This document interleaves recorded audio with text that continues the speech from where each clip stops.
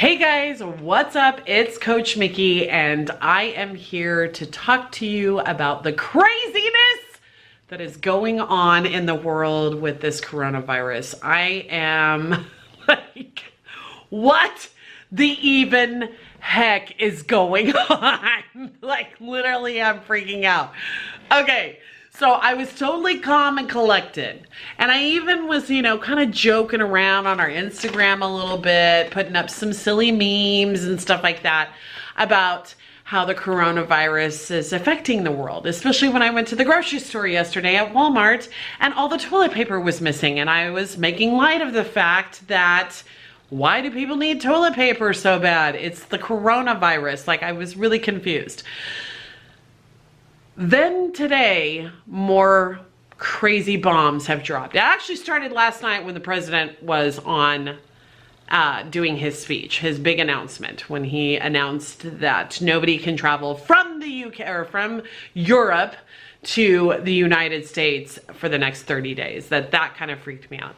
Then on top of that, in our Facebook group pages that we're a part of, like the Dance Teacher Network and different like dance studio owner pages and dance teacher pages and dance mom pages, everyone is freaking out about dance studios being canceled on the West Coast and the East Coast. And I actually have friends that run a couple studios in California, and they literally got announcements today that competitions have been canceled or postponed until further notice. What? No! What am I gonna do? Like, I cannot have, like, I love dance competitions. I can't even, like, believe it. Like, that's really crazy. Like, are you serious? Like, we have Bravo coming up. That's our big regional. That's the one that Aubrey's supposed to be competing at. Thankfully, we have not had that erupt yet here. So we're still good to go as far as the Midwest here in Kansas. Have not heard anything about any cancellations. Now, there were a couple people that were talking about how some competitions are going to still have their competition events, but they're limiting how many spectators can come. Or they're talking about no costume changes so that everybody would just like wear their team t-shirts or leotards, and then that way they just perform the numbers and it limits the time that kids would spend and parents interacting in small spaces and like dressing rooms and so forth. And then they even talked about like award ceremonies being limited in time, or just going ahead and via satelliting or streaming, I guess, streaming how the competition would actually, award ceremony would be streamed online so that people could watch that instead of sitting on stage next to each other like we normally are. So I don't know. I mean, that's what the NBA and the NCAA were going to do for their tournaments. If they canceled, I mean, they're bigger, so I get that. The numbers are bigger, but even Major League Baseball canceled their season right now. So I don't foresee dance competitions staying open. I know they're trying to. I know that they're wanting to. But if this virus outbreak continues to get as bad as it is, like how it is in California and on the East Coast, here in the Midwest, we need to be prepared that there's a possibility that they're going to shut down our upcoming competitions, which sucks because I was really looking forward to going back to Overland Park for the Talent on Parade Regional. And I really want to do well at Bravo because those both were the competitions that Aubrey was going to compete her with the production routine. So yes, I'm quite bummed. Now the Disney part of it, that's why I have the ears on again. So we're supposed to be going to Walt Disney World in September. And we already have the vacation booked and we already have been paying on the vacation. We're supposed to be like, I think Courtney did make her dinner reservations as of yesterday. That was our 180-day mark out to start making our dinner reservations. But like, what is going to happen if Florida falls the way that California falls? and they start canceling and closing the parks. Like, look at how long Tokyo Disney has been closed. Like, what? No!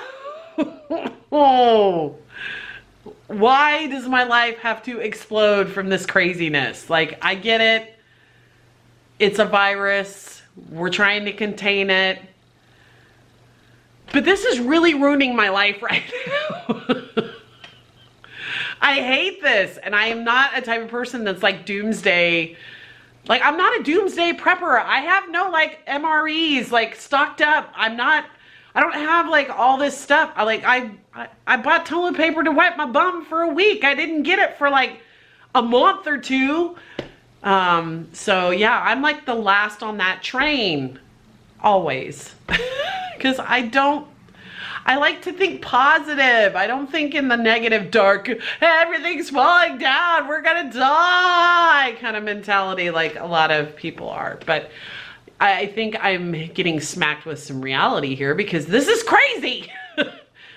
So here's some measures that we're taking. My father is actually, he lives right next door to me in the house next door. So he has stage 4 lung cancer, and he is actually now on hospice, and he has a air machine.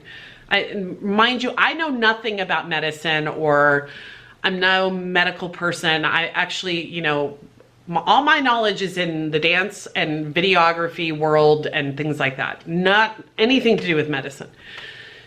So he's on already a O2 machine, a respirator, I guess is what you would call it. So he gets oxygen 24/7. Now, there is no way that man would be able to handle getting a coronavirus exposure. Like, it would literally kill him quicker than the cancer is killing him right now. So I have to be very aware of when I go to Topeka, I'm trying to, you know, or, you know, I go to a bigger area like Walmart or whatever. I have to be like super clean, and I have to be aware of what I'm, you know, who's around me and how far of a distance I'm keeping myself from them, because I don't want my dad to be exposed to any potential exposure. And that's scary. That's really, really scary.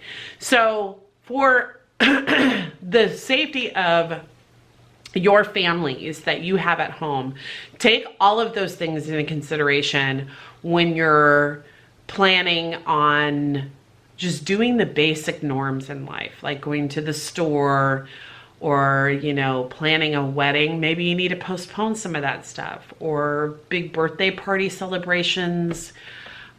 Easter is coming, so I know a lot of people come together at family times for Easter, so maybe those things need to be pulled back a little bit. Now, what happens if your schools start closing? Now, I know college universities have now switched to where they're online, and I know kids will be going online.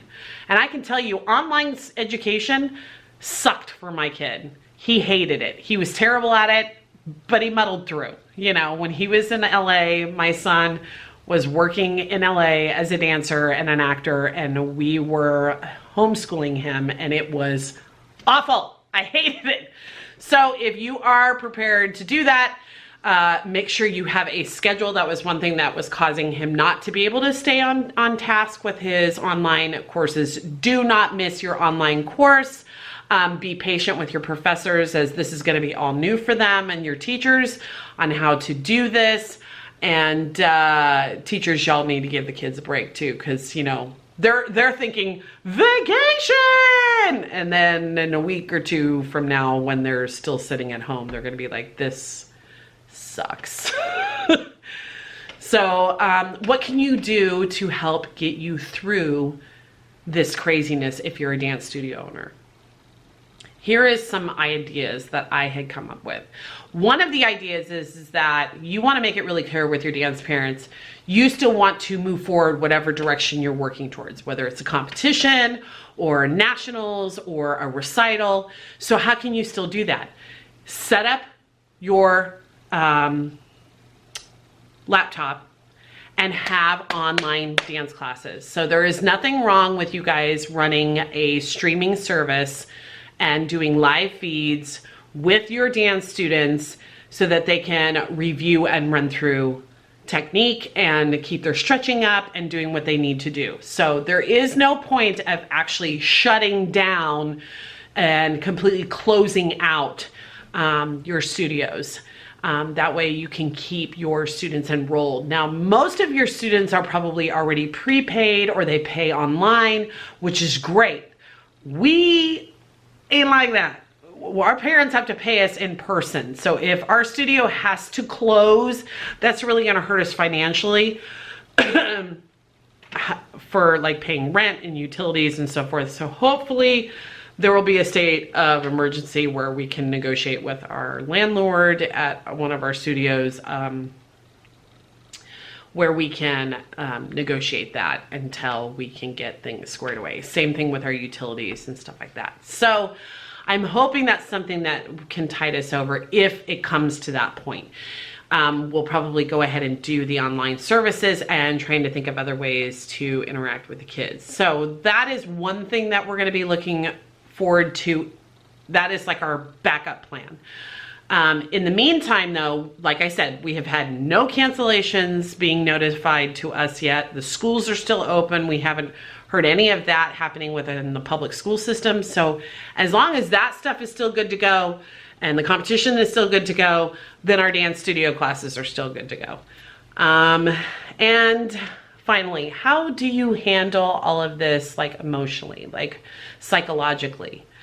I have to tell you, the best advice I can give you is, number one, be really informed. So like look up everything there is to know about COVID-19 and about the coronavirus, and watch lots of things, read lots of articles, get yourself to even watch some of that boring, like basically like a biology class talking about what the disease is and how it works and what the mechanics are of the disease and how it gets into the cells and all that kind of stuff. So it gives you a little more like idea of what the heck is even going on. Then the next thing I can advise you to do is distract. You have to distract yourself from this craziness. Distract, distract, distract. Do what you need to do as far as like keeping your family safe and healthy. But then do other things that can distract them. As the weather gets better, go take your kids outside in your yards without a lot of people around, and let them draw on with chalk and bubbles and all that kind of stuff. Other things that you could do is you can have game board time and actually create your own game board, and have your family participate in that. You could have hopscotch wars. You could have cornhole games, all kinds of stuff. I mean, there's tons of plans and ideas that you could do with your family to distract yourself from this craziness. You don't want to be over-consumed with it. Spend as much time as you can doing something like that. Take up a hobby that you've never done before. Read a book instead of reading stuff online. Plant a garden. I mean, those are the kind of things that you could do that can help distract you from the craziness that's going on. Now, psychologically, the other thing I could tell you is you have to like talk to someone. So don't just hide away and like bottle up your fears and like let yourself get freaked out. You want to talk to someone and let it out. And that's why I'm thankful I have this, for me to be able to do that with you guys here. Anyway, so those are some of my tips and advice on how you can get through this nutsness right now. All right, I will see you guys next time, and yeah, have a safe and happy day. Peace out, guys. Bye.